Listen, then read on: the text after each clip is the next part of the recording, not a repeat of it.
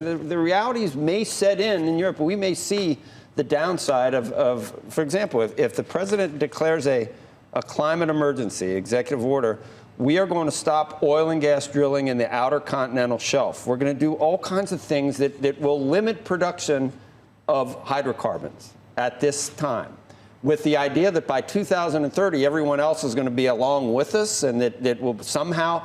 You think we're going to be able to change the weather the climate between now and 2030 with what China? Well, we've changed the climate between 2010 and now, and not in a good way. So yes, we can and must act to make sure that we reverse the worst effects of climate change. Look, some of it's upon us right now. This is not a question about whether it's going to happen or whether it's not going to happen. It's a question of they're going to keep rising. It's a question of how many lives and how many livelihoods are going to be destroyed by allowing the worst effects of climate change to happen. Well, right now, people I've never known the United States.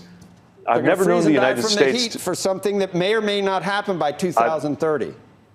They're dying from the heat because of a climate-related extreme weather. But we're not going to cut emissions until 2030. In the meantime, they need energy to cool their homes and to heat their homes in the meantime. Right, and as you know, I mean, the other thing that's striking is I've noticed some naysayers in the U.S. speaking as if the only power sources that exist are solar, wind, and hydrocarbon. Obviously, in Europe, they have a mix that relies partly on nuclear.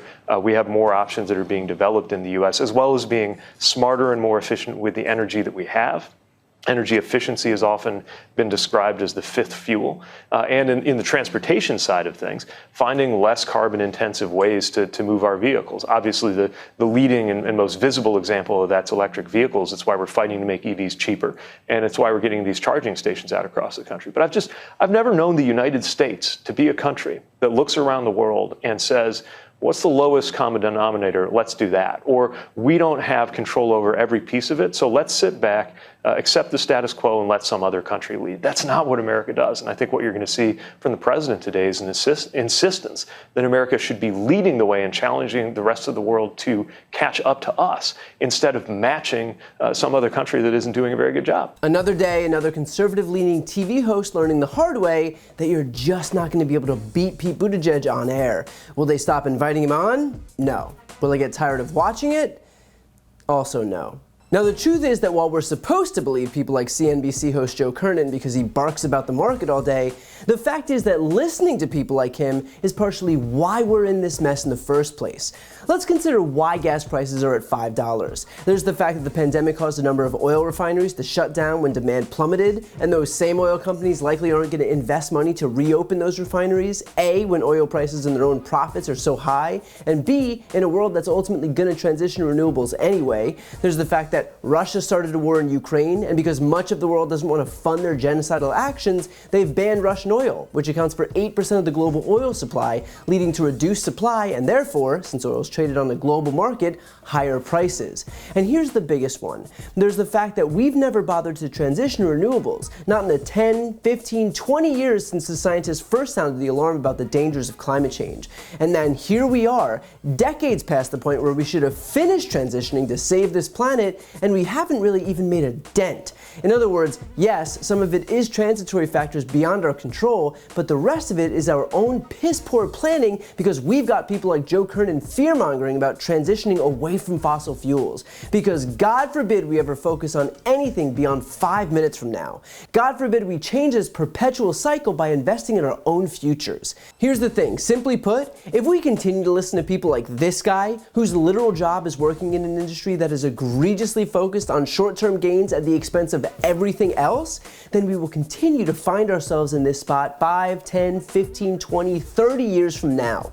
The longer we stay reliant on fossil fuels, the longer we're going to be at the mercy of vicious dictators who run petrostates. The longer we're going to be paying billions upon billions of dollars for storms that our infrastructure can't handle.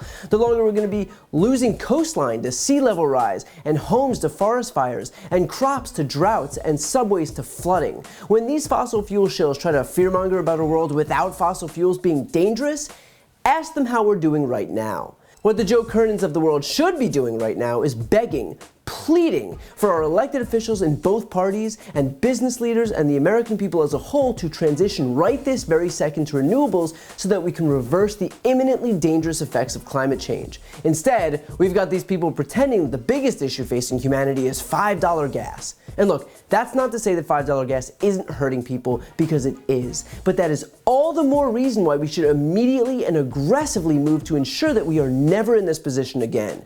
And being in this position is the direct result of our reliance on fossil fuels. Consider too, for those naysayers, that transitioning is possible. Just months ago, California ran on 100% renewable energy for the first time. That's not to say that fossil fuels aren't still a component of the energy grid in California, because they are, but they're a shrinking one. Why? Because in a state run by a political party that isn't wholly owned by oil companies and their lobbyists, there's no reason to coddle dirty energy. And now Californians are reaping the rewards by using energy that is cheaper, cleaner, and yes, more reliable than even a state like Texas, which manages to constantly find itself in a world of trouble thanks to a deregulated power grid and an insistence on protecting fossil fuels and denigrating renewables. But hey, that's what you get with a political party that caters more to oil companies than actually serving the people of that state. At the end of the day, we all have a vested interest in transitioning renewables as quickly as possible. That doesn't mean we turn off the gas overnight and get plunged into the cold. All it means is that we move as aggressively as is humanly possible to ensure that we are never again at the mercy of petrostates or oil companies. And the people wailing the loudest about $5 gas should be the first ones pushing for that transition. Before you go, couple things. First, if you want to support my work, the best way is to subscribe to this channel. The subscribe button is right here on the screen. And second, if you want to see and hear more from me, check out my website, briantylercohen.com. That way you can get links to my podcast, merchandise, ways to donate to voting rights organizations, and so much more. The thumbnail is also right here on the screen, so go check it out. And as always, thank you so much for watching.